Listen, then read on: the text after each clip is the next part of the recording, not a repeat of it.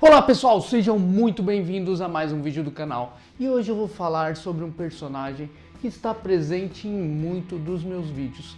Esse personagem tem alguns nomes ao redor do mundo. Em Portugal, ele é conhecido como Carocha. No Chile, Escarabajo. Em Cuba, Huevito. Quem será esse personagem? Pois aqui no Brasil, se você está pensando em Fusca, aqui ele é conhecido como Fusca, pois Volkswagen é a tradução alemã de carro do povo. E quando chegou ao Brasil, aquela pronúncia Volkswagen, Volkswagen, e aí Volks, virou Fusca. Esse Fusca que é conhecido aqui nacionalmente, é o carro no Brasil emplacado, fora de linha mais emplacado, rodando no Brasil. É Fusca, esse carro que é paixão de vários brasileiros, inclusive eu. Eu vou contar um pouquinho da história deste carismático personagem, o Fusca. O começo da história do Fusca não é muito legal, pois ele foi encomendado por uma pessoa que só causou mal nesse planeta. Ele foi encomendado pelo ditador Adolf Hitler. A princípio era para ser o carro típico da família alemã, aquele carro que transportaria o marido, a mulher e 3 filhos, a típica família alemã, encomendado por Adolf Hitler ao engenheiro Ferdinand Porsche. Ferdinand Porsche fez vários protótipos de Fusca e entregou em 1935. Ele foi lançado em 1938 na Alemanha. Era um carro diferente dos tradicionais, diferente dos carros da época. Ele tinha sua carroceria quase que totalmente parafusada. Pessoal, ele foi lançado em 1938 e depois teve sua produção interrompida no início da Segunda Guerra Mundial.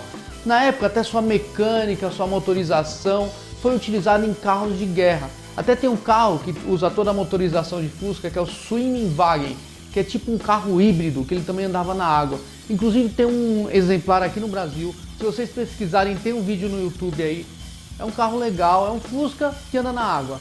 Já com o fim da Segunda Guerra e com a derrota da Alemanha, o controle da Volkswagen passou para mãos do Reino Unido.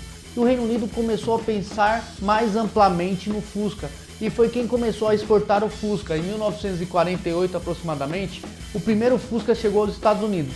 Não fez muito sucesso na época, pois era um carro que até as outras montadoras zombavam por ser totalmente diferente. Em 1948 foi vendido apenas 2 unidades nos Estados Unidos. Em 1949, final da década de 40, o controle da Volkswagen foi devolvido para a Alemanha. Em 1950, chegou aqui no Brasil, trazido pela família Matarazzo, tradicional família aqui de São Paulo. Essa família Matarazzo trouxe 30 exemplares de Fusca, pensando em vender por 20 mil réis. E sabe por quanto foi vendido? 60 mil cada um. Foi sucesso imediato desde que chegou ao Brasil. Já na década de 60, o Fusca já era um sucesso mundial. Ele até ajudou no crescimento da Alemanha na Volkswagen, pois era um carro que vendia muito no mundo inteiro, pessoal. Foi o primeiro carro que ultrapassou o Ford T em números de carros vendidos. Isso na década de 70 aproximadamente. Na década de 60, uma pesquisa apontou que 80% dos brasileiros preferiam Fusca como carro. Outra curiosidade na década de 60 aqui no Brasil é que tinha um anel muito famoso no tempo da Jovem Guarda. Esse anel era o anel Brucutu, parecia mais ou menos uma coruja. Eu vou mostrar aqui pra vocês, ó, esse tipo de anel. E sabe como é que era feito esse anel? Era tradição, não podia comprar, tinha que roubar o Brucutu de um Fusca e fazer o anel. Ficou muito famoso, pois Roberto Carlos, Vanderleia, Erasmo Carlos, todo esse pessoal da Jovem Guarda usava esse anel Brucutu. No Brasil, o Fusca foi fabricado até 1986, voltando a ser fabricado em 1993, a pedido do então presidente Itamar Franco. Até hoje esse Fusca é conhecido como Fusca Itamar. E um dos seus mais raros é o Fusca 96, 96 é um pouco difícil de encontrar. Eu ainda tenho o sonho de um dia ter um Itamar. O último país no mundo a fabricar um Fusca foi o México. Lá o Fusca é conhecido como Vocho. O último Fusca foi fabricado em 2003 e um dos seus exemplares está lá no Museu da Alemanha, na sede da Volkswagen, no museu que chama Autostadt e fica em Wolfsburg. Quem tem Fusca conhece muito bem esse nome, Wolfsburg. Aquele símbolo do Palácio do Wolfsburg, tipo com a raposa, com o cachorro. É esse símbolo aqui, ó. Quem tem Volkswagen vai conhecer.